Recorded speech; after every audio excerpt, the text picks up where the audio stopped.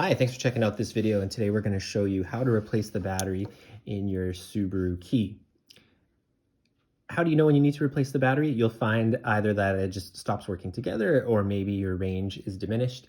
You will not be able to lock lock your car or unlock your car or open your trunk without getting really close to the vehicle. Those are some signs that maybe it's time to replace your battery. Luckily, it's easy to do. Do not pay anyone to do this. Most people can do this themselves, or with the help of this video, maybe a friend or someone you know can assist you with this. You need just one thing: screwdriver, and of course you'll need a replacement battery as well. So first thing you're going to do is on your key, you're going to look for that little notch right up there. Insert a screwdriver that's not too big, not too small, that's just kind of the right size. Too small of a screwdriver like this may damage the plastic. Something too large, you don't want to ram in there. So something just the right size. So you're going to insert the screwdriver there and just gently pry or twist, and you should notice that the key will begin to open up. So using your fingers, just gently pull apart. You may need to kind of go around, or you may need to insert the screwdriver again in the same spot or around, and you'll notice that it'll open up like that.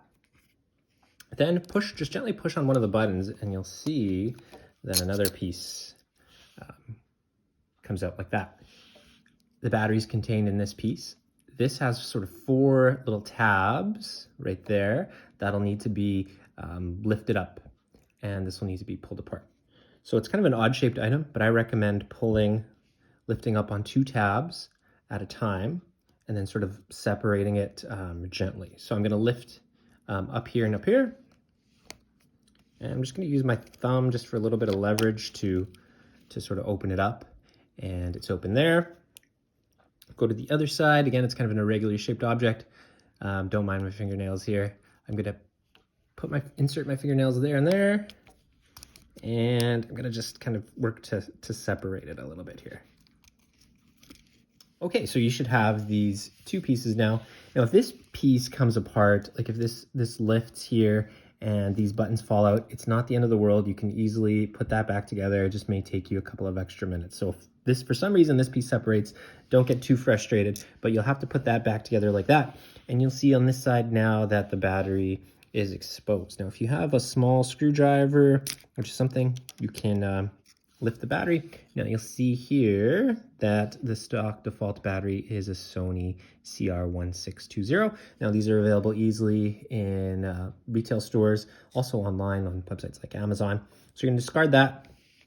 And if I had a replacement battery, what I'd be doing is I'd be putting that replacement battery in.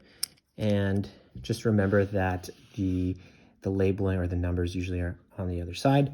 I'm going to snap everything back together as best I can. Notice that again, it's kind of an odd shaped item here, this middle piece, so it only goes together one way. So I'm going to click everything back together. This middle piece now gets inserted back into the main key gently. Everything should click. And you can put the backing on. And this part I found sometimes it didn't always click in the way that I wanted. So what you're going to do is just sort of I'd say click towards the metal part of the key first, and then push down up top, this part here where you pried it open.